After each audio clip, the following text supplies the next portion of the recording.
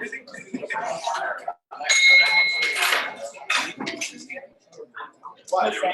stand. Good morning, everybody. Let's get this party started because there are a lot of guests in the room I see. Are there visiting Rotarians? Our presenter, Dianna.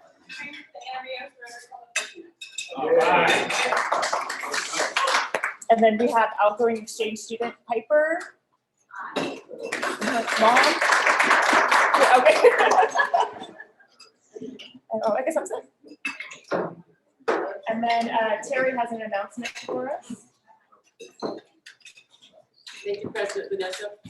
Next Friday is Final Friday, our first Final Friday of this Rotary Year. And I have made a list of everyone and the months that I've assigned you to please bring a prize for Final Friday. But being the kind and gentle fundraiser that I am, I'm distributing these, and if you it's hardly me, was it? So please look at your name, find the month that I've asked you to do, and if you would like to change it, please write a new one about it and give us that.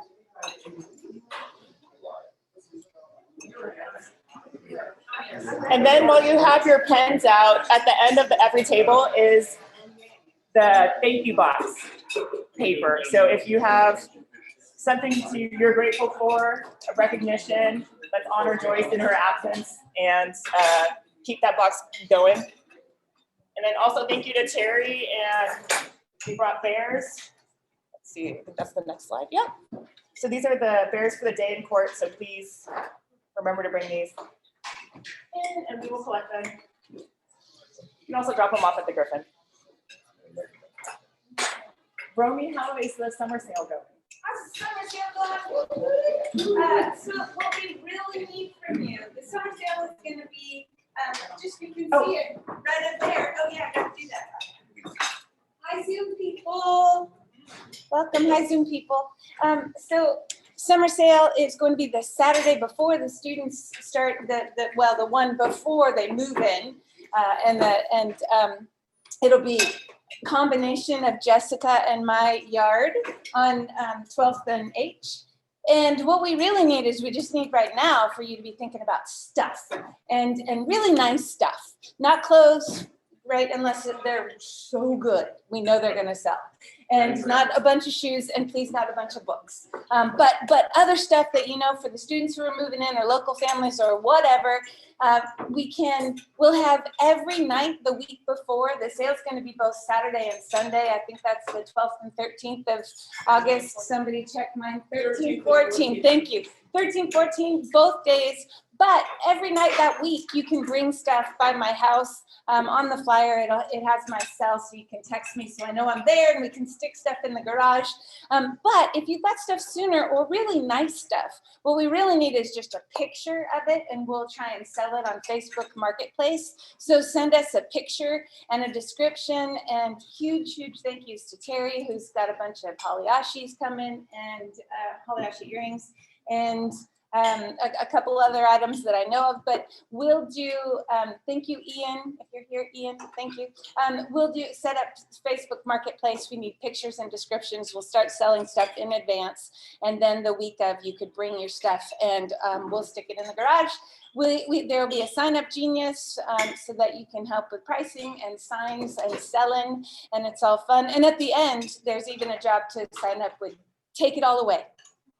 Really important part of that whole thing too. So think about stuff that's great. Send us pictures if it's nice enough to put on Facebook Marketplace, or plan to bring it to my house the week before the sale. Thanks. This is the beginning of fundraising. This is how we do the good we do, right? We have to put the work in. We got to give this stuff, clean out your house, get things together. But this is the beginning of how we do the good we do. So if you know of other people who have good stuff that they might want to donate, yes, tell them we'd love that. Thanks.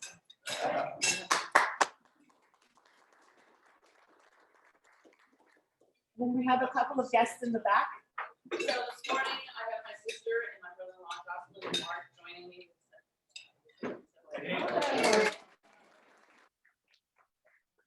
And then Tom, don't take a bite. What are you gonna do right at the end of this meeting?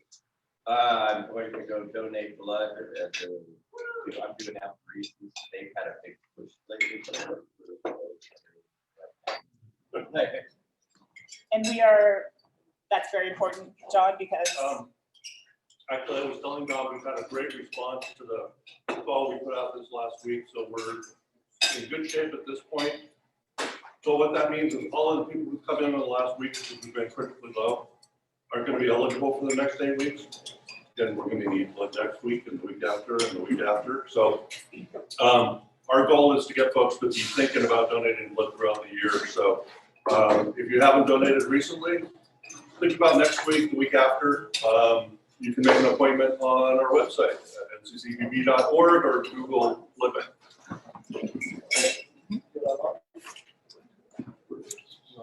so I just had a couple of thank yous this week. Howard, I think I saw you on Zoom. We got our district grant approved. We are building, or not, we're not building. We are furnishing a school cafeteria in Cambodia. And Howard, that was like a one-man show. He wrote the grant, got it approved. It's all amazing.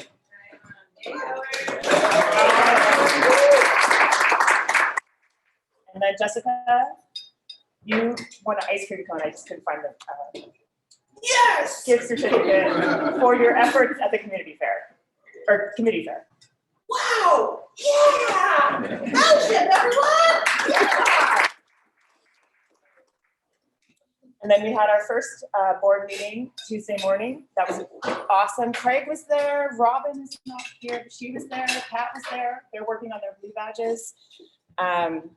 We got our budget approved moving forward. We have, let's see, is Charlie on the call? Jordan? No. Fuente Nueva. Oh, wait, I'm lying. Nope, she's not here. Had a bake sale fundraiser. They've raised $500 for Ukraine, and we're going to match their fundraising efforts with another $500. We are donating $1,000 to Out of the Darkness. Thank you. And I just, there's an ongoing attendance debate how we're going to ratify the vote we took last year about attendance and how we're going to enforce it. But that's just an ongoing conversation. So that's what happened at the board meeting. Yay! Piper, sorry. I did a little Facebook stalking.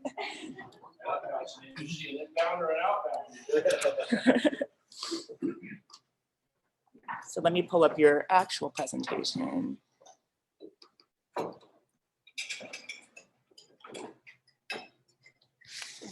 And then you just click. Okay.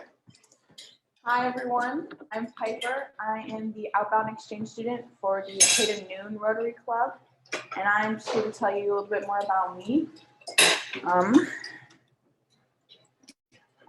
To get to know me a little, yeah, okay. I'm 15 years old. I'm a student at Arcata High School. Some things that I enjoy doing are swimming and training Brazilian Jiu-Jitsu. I play the violin and I really like music. I love hanging out with my friends at the river and the beach. And I enjoy being in nature and traveling. Where am I going? I'm going to Brazil. And in Brazil, I'm going to a suburb of Sao Paulo called Campinas. It's a beautiful city. It has some lakes. It has a lot of greenery trees. And it has a university, the University of Campinas. And it is known as the Brazilian capital of science, technology, and innovation. So I'm very excited to be going to Campinas. A few things that are making me excited to go, in no particular order, are my host family. I have met them on Zoom, and we've been talking over email. They're the sweetest people. They're so amazing. I'm so excited to get to know them better. Getting to experience a new culture. I've lived in Humboldt my entire life, and I'm excited to go somewhere new and just start learning more about different places in the world because there are so many, and I'm just so excited to learn more. The nature in Brazil, it's such a big country, and I'm hoping to, in the next one, travel around a little bit and see some nature and some new places. I'm excited to train Brazilian Jiu-Jitsu. I have trained here for some time now, and it's one of my favorite things. And my main instructor is from Brazil, and he was one of my main inspirations in putting Brazil as my first choice for where I wanted to go. So I'm super excited to have the opportunity to train in Brazil. I'm excited to learn the Portuguese language. I went to Fuente Nueva, Spanish immersion, so I kind of have a similar language, and I'm starting to learn Portuguese, but I get Spanish and Portuguese confused because they're very similar, so we're working on that, but it's coming along. I'm excited to go to school and make some friends in a new country and just learn what teenage life is like in Brazil, because I'm very interesting across the world. Everyone's life is so different. And also the food. The food in Brazil has been hyped up to me so much. I can't wait to try it. How this exchange will be a major stepping stone toward my future plans. Some of my future goals are to join the United States Coast Guard and either through that or separately do some work abroad. There are so many things I haven't decided yet. I'm still young, I got time. But either doing humanitarian aid or some sort of doctor abroad would be really, really amazing. And how this exchange will help me with that is it will give me an introduction to living on my own away from my family in an entirely new culture and country, and just teach me life skills like independence, all these different things. It will also push my comfort zone and my mindset. So again, with learning life lessons, life skills, just learning more about who I am, it'll just be a great experience to help me grow up a little bit. I am making some amazing connections. Even before I've left the District 5130 cohort of outbound exchange students, we all got really close going to like the district conference and all these events together. And now I have friends that are all going to all these countries around the world, and they're making friends. So now we have a network all over the world, which is really amazing. And also gaining another language. Languages are such amazing skills to have. So I'm super excited to have that on my resume, I guess. And last but not least, thank you all for your support. If it weren't for hardworking people like you, students like me wouldn't be able to go on these amazing experiences and have these opportunities. So thank you so much for all your hard work. I really appreciate it.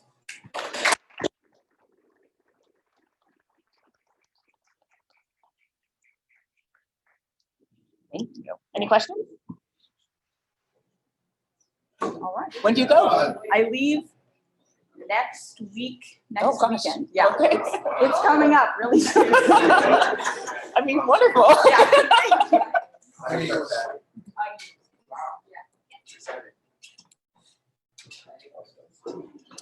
So it's come to my attention, the Zoomers can't see the slides. I'll just email them out at the end of both sets of slides. I'll email them out at the end of the meeting.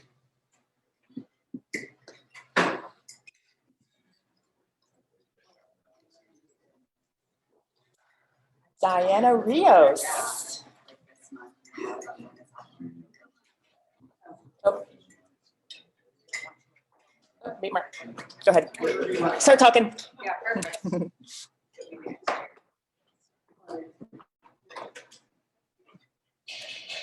Hi everyone, I'm Dianna Rios, Economic Development Coordinator for the County of Humboldt. I have been at the county for, this week will be my 1 year, so I'm very excited to be here. Today with me is Tanner Eckerton.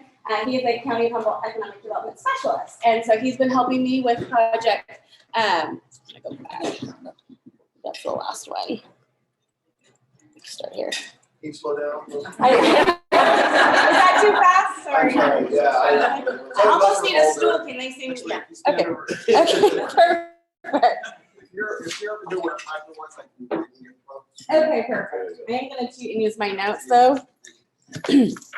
Hi, everybody on Zoom. Thanks for listening today. So I'm here today to talk about our comprehensive economic development strategies, which is a report that we do every 5 years in the county of Humboldt. It helps us leverage, our region leverage EDA funds. So Which ones?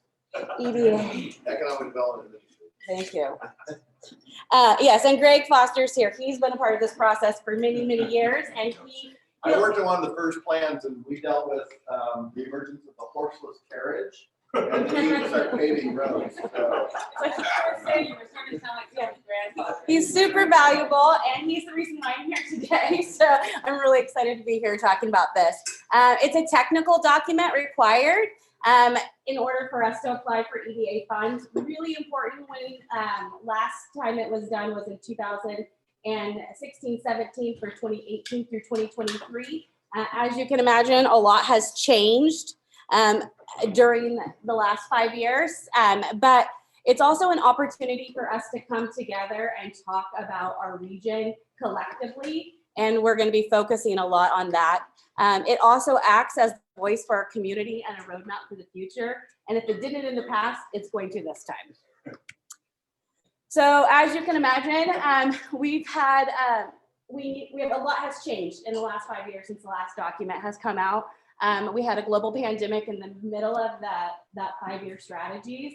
And in 2020, the Economic Development Department decided we were going to redo the CEDS right mid-year and address the concerns of COVID. And we decided to stop, apply for additional funding, and then really ramp up our next year's strategy. So that's what we've done. Our department for economic development has grown 350% since 2018. So has our program. So we're really investing, the county is really investing into our economic development department and our community. And we're going to be able to see that through this next comprehensive economic development strategy. Our task was not simply to update the previous CEDS. The previous CEDS focused a lot on workforce development and infrastructure. And so a lot has changed during then. So we're collectively reimagining the entire strategy. We're going to be talking about the values that will drive the CEDS, economic growth, balanced equity, and environmental sustainability. We're taking that information from the federal government, the state, our Board of Supervisors strategic framework, and we're going to be going out into our communities and talking to our communities about this and hearing from them. It starts with compassionate listening. Our economic growth starts with candor and optimism. We will honor the past because it's really important. And Greg will tell you how important it is and tell us all how important it is. We will honor the present, which is where we are now, and what is driving our future. And then we will honor the future for our community. We'll listen. Equity starts with listening.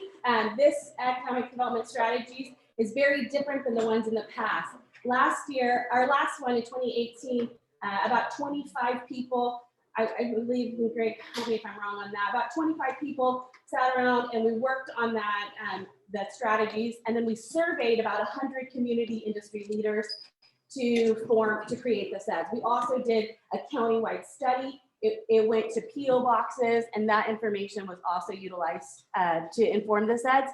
This year, we're doing it very differently. We're going out to the community. We're taking the county, out of the county, and into the county. And we're going to be listening to our citizens. What is driving your region? What are your needs? What is your SWOT? We'll be doing a SWOT analysis in 6 different parts of the county. We'll also do one virtually, and then we're going to do a 7th one, so an 8th one, which is with our industry leaders.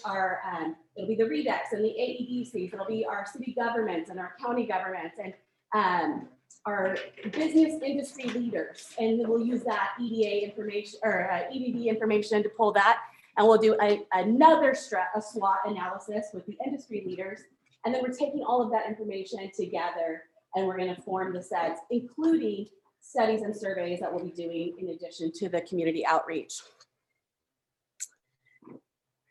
And then we'll create effective change starts with a clear plan. A lot of questions on what we're doing and how we're going to be doing it. It's going to be a lot of learning. We're not, we say we're experts in our field, but we're not experts in every community. And so we need to hear from our community in order to create a plan that will actually represent our community. And we've got it a lot. How can you ask the community for their economic development? They're not economic development experts. And the reality is they are experts in the community. There are baristas and there are doctors, there are nurses, and there are grocery store workers. They see the community in a very different light than we do. And it's really important that the CEDS comes from our community and not just our entities. And I'm a Rotarian, so I'm all about people and passion. And so it'll be very different. It's making some people uncomfortable, but that's okay. So I'm all about listening because you learn by listening. And so the first step will be the listening part.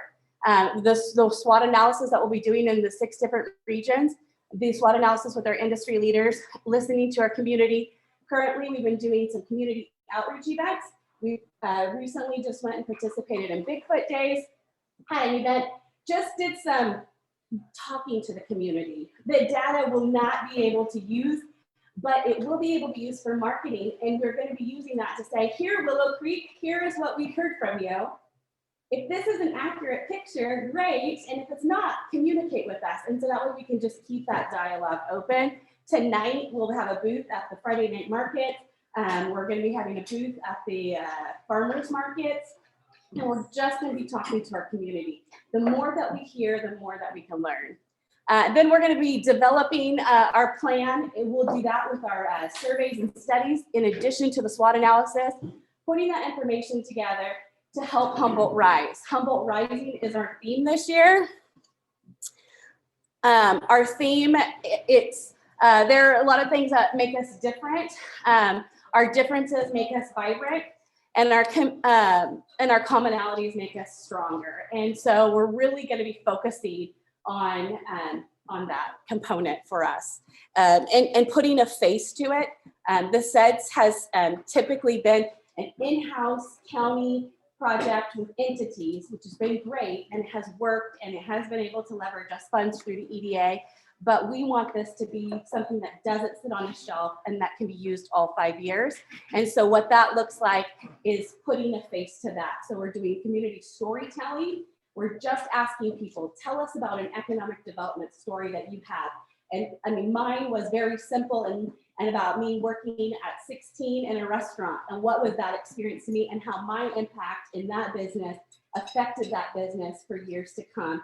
And just, it was a small thing, but it was a big thing for them. And the relationships that I built have been really powerful. And just share that, like my little story as a 16-year-old working in a restaurant is important to hear because it puts us together in commonalities. So we're really excited about that. Our website is HumboldtRising.com. On our website, we're collecting, we're doing a SWOT analysis on that. That information will not be added to the SWOT analysis collected outside, but it will be used as a tool to capture information. People can submit your stories. We want to know who our community is. So tell us a story that's special to you.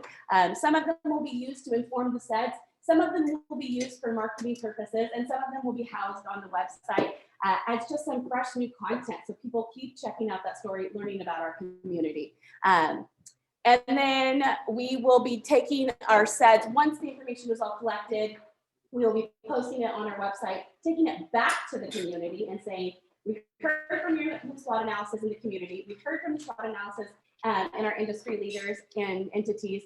We took the data that we collected on our studies and surveys, and we're going to come back to the community and say, is this an accurate picture of what we've captured? And if not, we can adjust. And this is going to be a very fluid thing until it's final. It's fluid until it's final. So how can you help? We are asking for you to participate in our community roadshows. It's really important. that we have a full house and that your community is represented, that your neighbors are represented, and that your people are represented. Oftentimes, we don't have a well representation of our community at the events, and so I'm asking for you to please talk about our community events and interact with them. If not through the road shows, then through our website, so that way we can still collect your information. We want to collect your stories, and so we're doing that through our website. And then Allie, we've hired Allie Jones from Illuminated Marketing. She will be helping put together the documents. The beautiful slides are because of her. And aesthetically, she's helping us with that. She's also facilitating the road shows.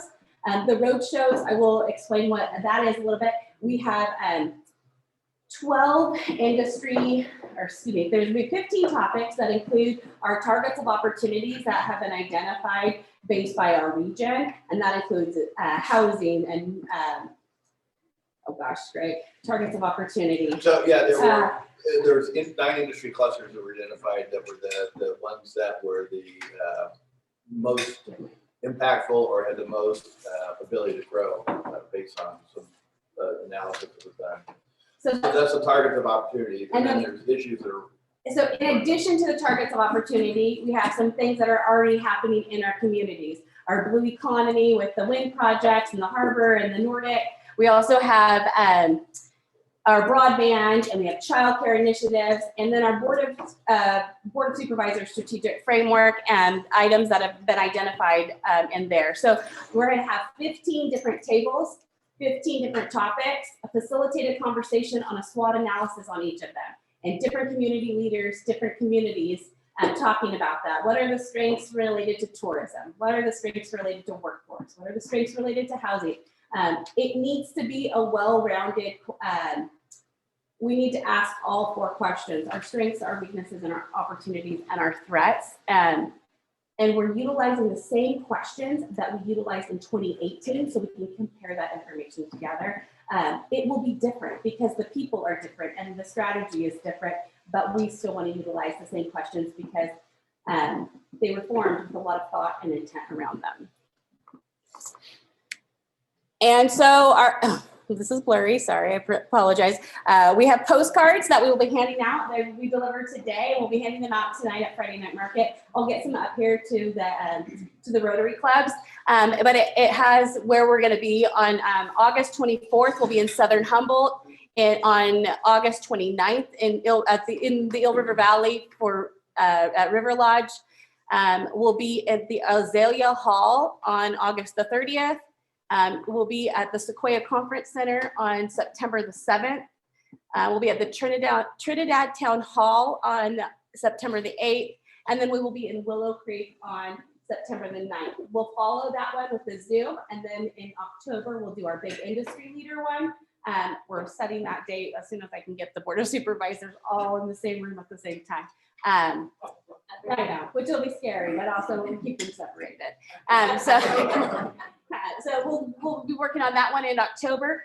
In September, October, November, December, our surveys and studies will be out in the community. You may get that in the form of a mailer. We're doing a county-wide mailer to, should we say to every address. We'll see how that goes, but that's the goal. That information will be collected and then used to inform the CEDS. We'll also be doing other industry-specific studies based off of the information collected on the slide. And then in March, we will come back to the community and we will let you see what we've collected, and then we'll start to finalize that document. So here's, so here's a little bit of the timeline. So we're in the story gathering, studies, research, community roadshows, data, and then development of strategies. So the CEDS is a really long process. The applications are even longer to apply for funding, but we're right in the beginning stages of it. We started it actually in like January, February when we started talking about it, but it took us a minute to really wrap our hands around how we wanted to make sure that we were doing this in a really, in a way that really involves the entire community. So it's important, and I put this in here, and I know it's kind of like a weird place to put it, and I was having a hard time, but we have this slide, and it really means a lot to me because prosperity, the Prosperity Network was originally formed years ago. I want to say maybe back in 2008 or 2000. 1999. Okay, 1999. Perfect. Before she was born. Yeah, I had a daughter that born that year. I'm going to be a grandma. But prosperity means something very different to each person. Prosperity could mean the Carson Mansion. It can just mean locally grown food or just food. And it can just mean equality. And so really important that prosperity to you means something very different than prosperity to Tanner or to myself. And so it's really important to me and to our county and to the people leading the CEDS that we really do listen to our community. So please come to our roadshows. So that's really where I wanted to stop it at, but I know there may be some questions and I'm ready for them. Yes, please, Matt.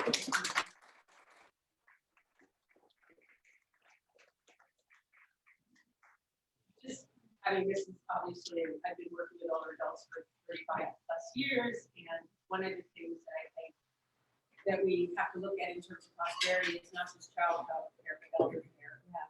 We see a lot of people who in this room are taking care of either parents or spouses or siblings, and it does, and a lot of us are working still, and it does have an impact. And I just wish that would be included in the conversation because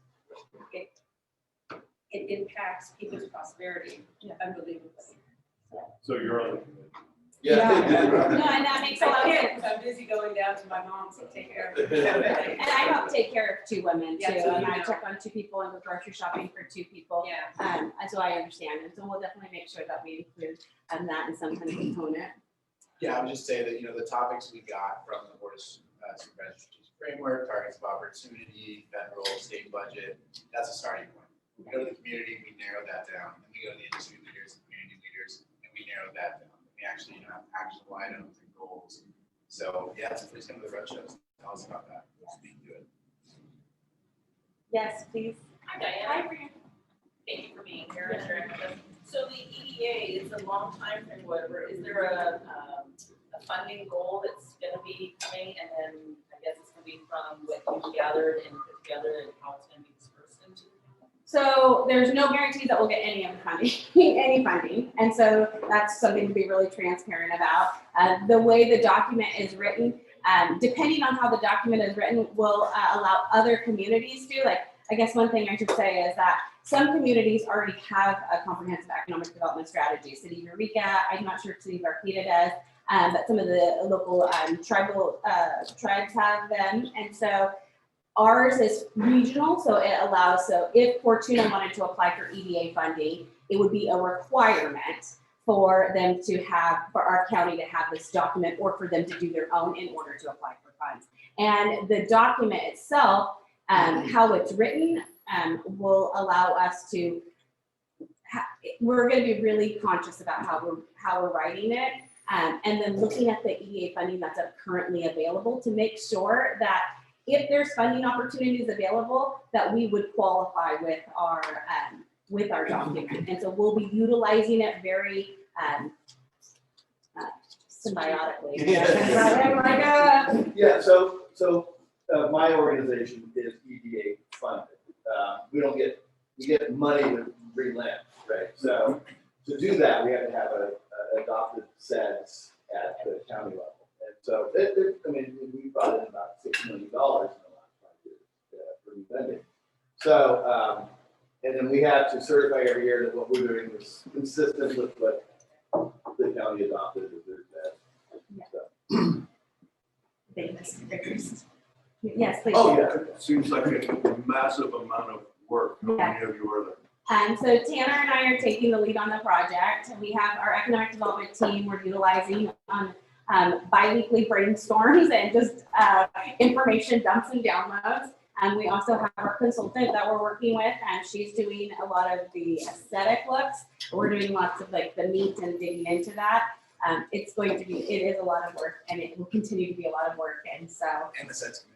And, oh, and we have the SETS committee, thank you, the Prosperity Network Executive Committee. So the Prosperity Network was formed in 1999. Thank you. And it's industry leaders, business leaders, industry leaders, county leaders, city leaders, financial leaders. It's all of the important people. And over the years, they used to get together, have monthly meetings, network with each other, engage with each other, have special speakers. It kind of died down. It was ramped up. It's typically ramped up around the CEDS process, the document process. Kind of dies down a little bit, and so it's really changed over the years. What, in my opinion, wasn't always well represented. I was for a long time the only person from Fortuna, or me and Bob Crane would be at a couple things, and so really trying to revamp that to make sure that it is well versed. We did put out applications, and so many people applied for the Prosperity Network Executive Committee. That committee had typically been industry leaders or entities. We asked for different community members to apply to represent your region. Maybe someone from a small business, or maybe someone from a region like Willow Creek or Southern Humboldt, making sure that we were getting more small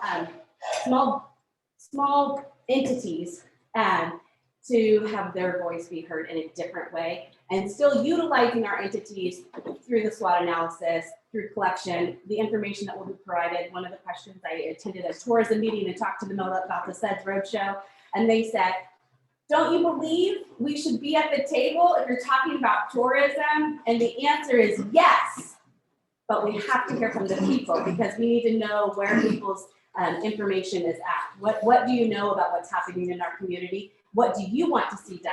And then we can take that information and we can provide it to those entities, and they can do what they want with that information. So the information will not be housed with us. It will be a living, live document. All of the SWOT analysis will be given to then our industry leaders and say, here is what they said about tourism. You are the entities that know tourism, and take it and run with it, or don't, but it's going to be our responsibility to make sure that we're doing our due diligence and collecting that information. And so it's going to be a little bit different. Over the years, the process has gotten broader and narrower and broader. So when we did 2000, we probably had 450 people on videotape, which I think Margaret Demandchuk might have it. So if you guys want to see what we all looked like 20 years ago, no, 30 years ago, that'd be an interesting place to go. So, you know, 2000 was big, and then they kind of update. 2012, they had time meetings. And then it kind of shrank, and now it's kind of been bigger. And what's interesting, and I'm sorry. No, please. What's interesting, of course, is that when we were doing 2000, the things that we considered our assets at the time are our weaknesses now, right? So at the time we had abundant affordable housing, we had abundant available labor, we had a lot of the other things. And so our goal at the time was like, how do we spur investment? How do we get investment, you know, attracted to Humboldt County to grow these industries? Well, now we're like Cal Poly, you know, we have, you know, very unaffordable housing relative to the area median income, and our, you know, our labor force has shrunk over 10% since 2012. So we have 6,700 fewer people in the labor market now than we did in 2010.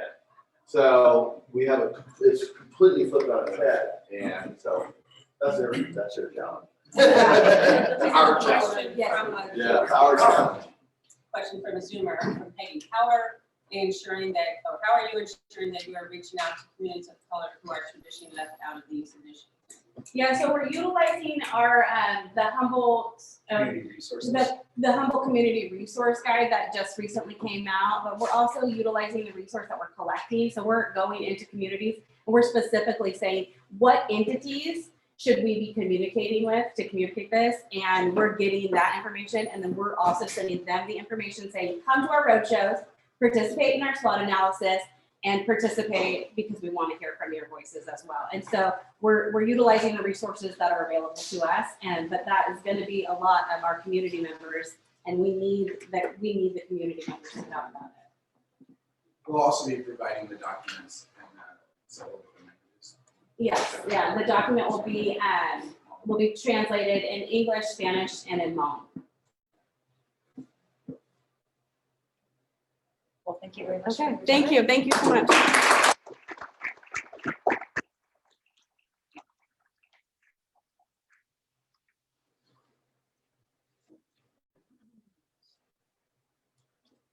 Are we ready for the raffle? Yes. So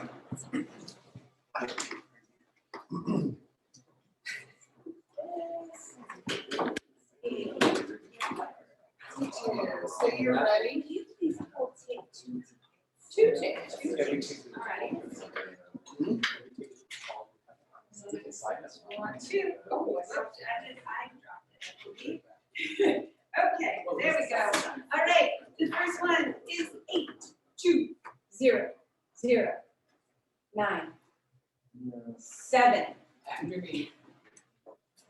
820097. Nice pull.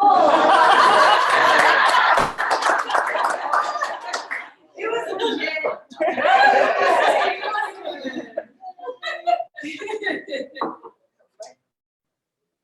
All righty, and that is, you get $5. Here, and the next one is 8200, almost 57. Just before you.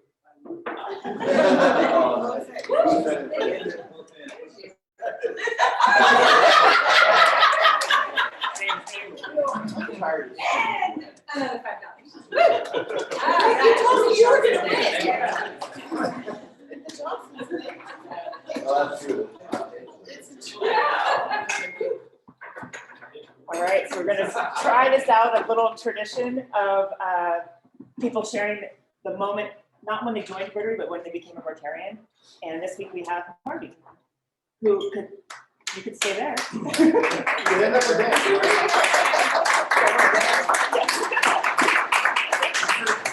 Got to put gravity into this. Old Asian gravity. Right. Aloha.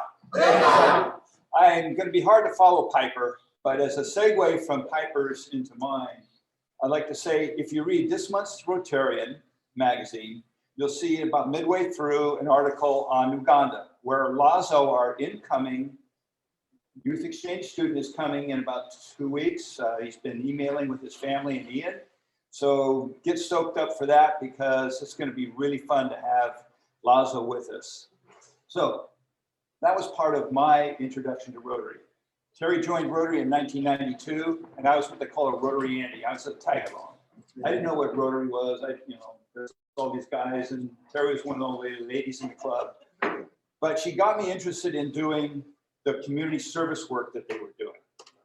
And so the first big experiment for me was going around and painting houses and working.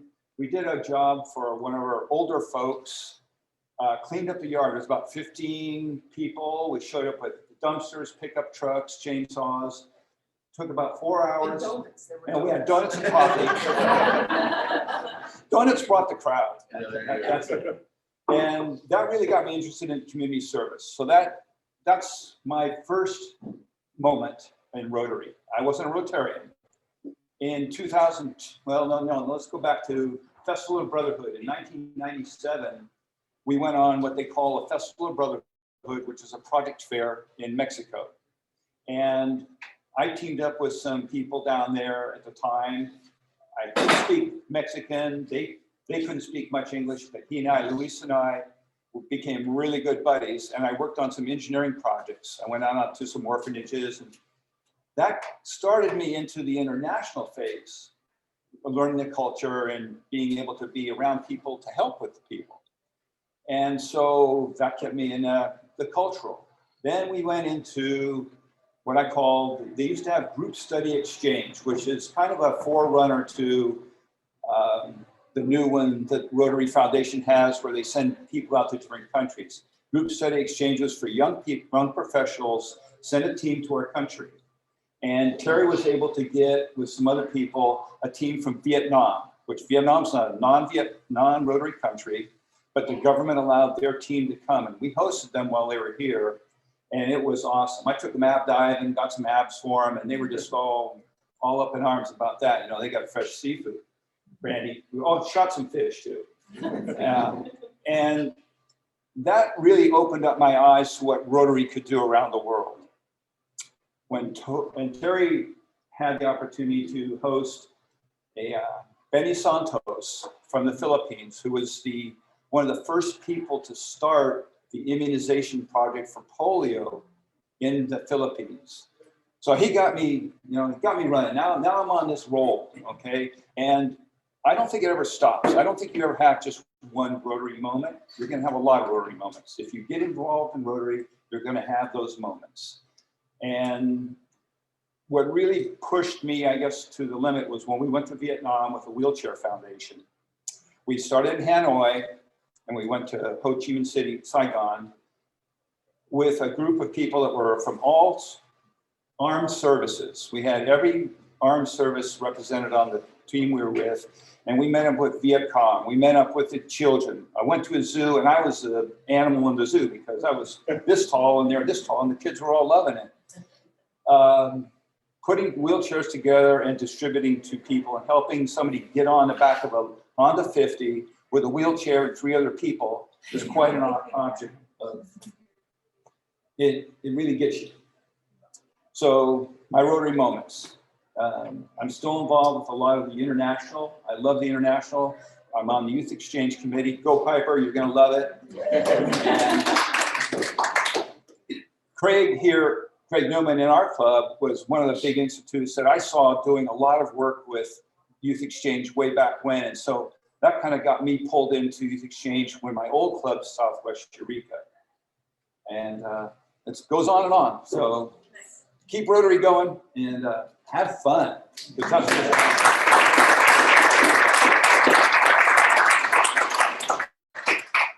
unfortunate that we weren't able to see you do what your true passion is, which is river dancing. But next time. Next time. I'll add it to the list. With the music. Yeah, there you go. Any other announcements? Anything else? Oh, Romi. Yeah, I just really appreciate that you mentioned club is contributing to the Out of Darkness Walk. That will be on September 11. Right here it starts on the plaza. When we talk about prosperity, another thing really to mention, and Dianna, that was a wonderful presentation, mental health in our community. And we have 2.5 times the average of suicide here in Humboldt County than the state and national average. And in our country, every day, we lose, last I read, 20 to 22 veterans every day, people who serve their country and now don't have the mental health support that they need. And so this really impacts members of our club right here, and it absolutely impacts our community. And so it's important that we be out there, because what we do, it's not, okay, great, hey, our club just made a contribution to it. No, please join our team.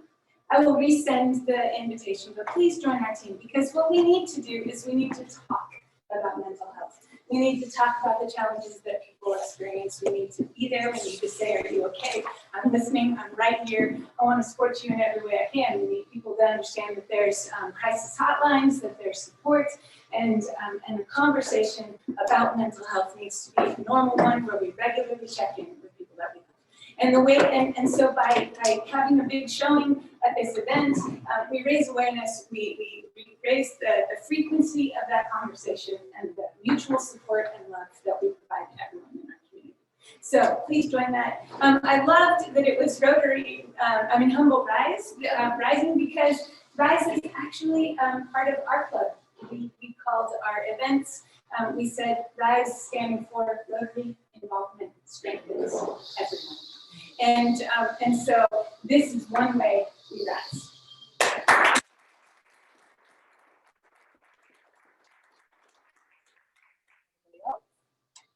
All right.